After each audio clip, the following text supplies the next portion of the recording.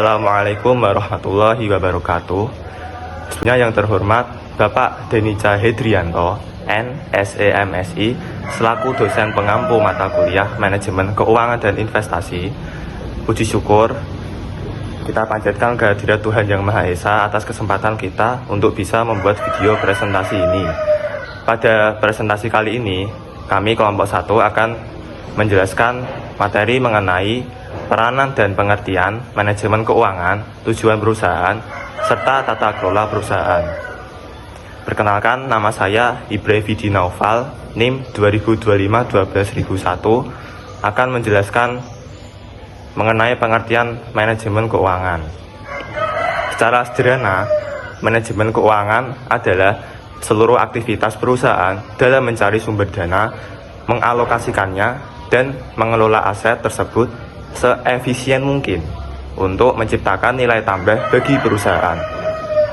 Untuk menjalankan peran vital ini, manajer keuangan dihadapkan pada 3 pilar keputusan utama, yaitu keputusan investasi.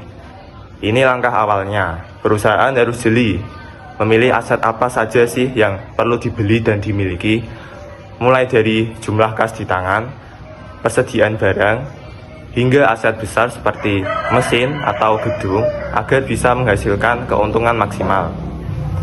Lalu ada juga keputusan pendanaan. Setelah tahu aset apa yang mau diinvestasikan, pertanyaannya, uangnya dari mana sih? Di tahap ini, perusahaan meracik komposisi pendanaan terbaik antara penggunaan utang dan modal saham, serta menentukan kebijakan pembagian dividen. Lalu ada keputusan manajemen aset. Ketika aset sudah dibeli, tugas selanjutnya adalah mengelola dan mengendalikan aset tersebut, terutama aset-aset lancar supaya operasional bisnis berjalan lancar dan efisien tanpa ada sumber daya yang mubazir. Nah, dari keputusan keuangan tadi, sebenarnya tujuan akhir yang ingin dicapai oleh perusahaan itu apa sih? Nah, untuk tujuannya bisa dilanjutkan rekan saya. Saya akan melanjutkan rekan saya tadi. Perkenalkan, nama saya Ahmad Ghairi Mustain, NIM 2025-12027. Saya akan menjelaskan apa sih tujuan perusahaan. Tujuan utama perusahaan adalah memaksimalkan kesejahteraan pemilik atau pemegang saham.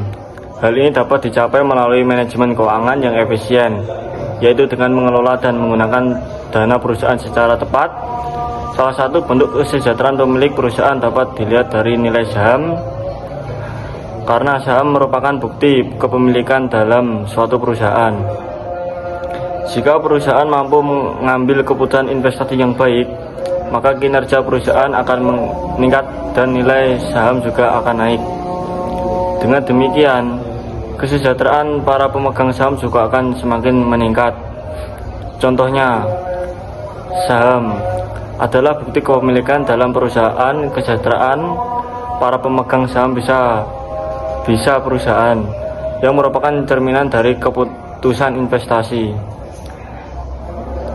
Ya, selanjutnya akan dilanjutkan oleh rekan saya. Perkenalkan, nama saya Wahyu Kristianto dengan NIM 2025-12010. Saya akan menjelaskan tata kelola perusahaan. Sistem yang mengatur bagaimana perusahaan dikelola dan dikendalikan, serta sistem tersebut mengarahkan berbagai hubungan antara para pemegang saham perusahaan, dewan direksi, serta para manajer senior. Untuk tugas peran dewan direksi, menetapkan kebijakan keseluruhan perusahaan dan berbagai saran pada CEO serta eksekutif senior lainnya. Memperkerjakan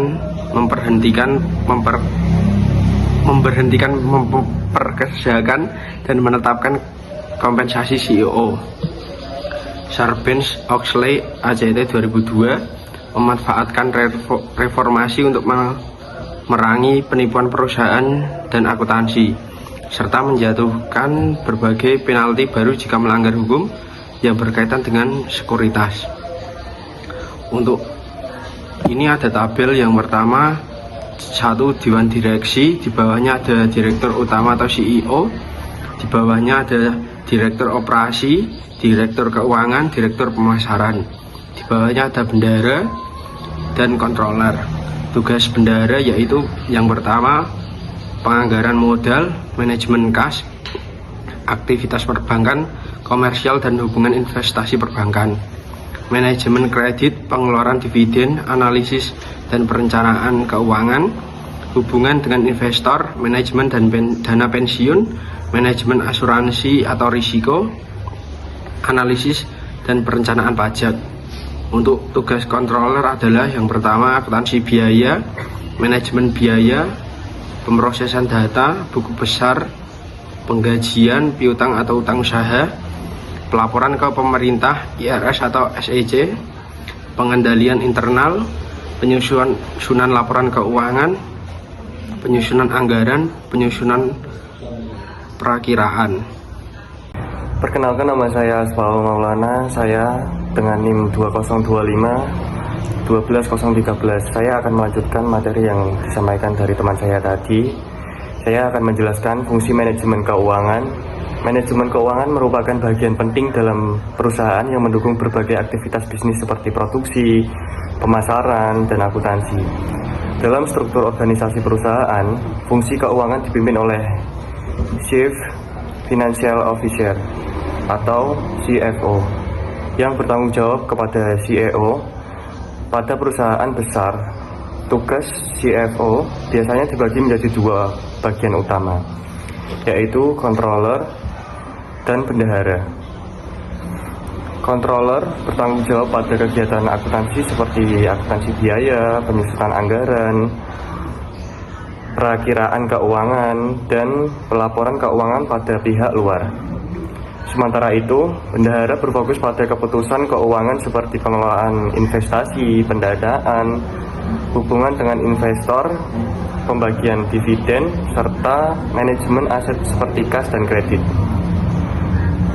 Meskipun memiliki tugas yang berbeda, keduanya harus bekerja sama agar pengelolaan keuangan berjalan efektif. Dan perusahaan kecil, kedua fungsi tersebut sering digabung dalam satu posisi. Selanjutnya akan disampaikan dengan teman saya. Perkenalkan, nama saya Dina Fitri Wulandari dengan NIM 2025-12022. Baik, di sini saya akan menyampaikan kesimpulan dari materi yang sudah dijelaskan oleh teman-teman saya.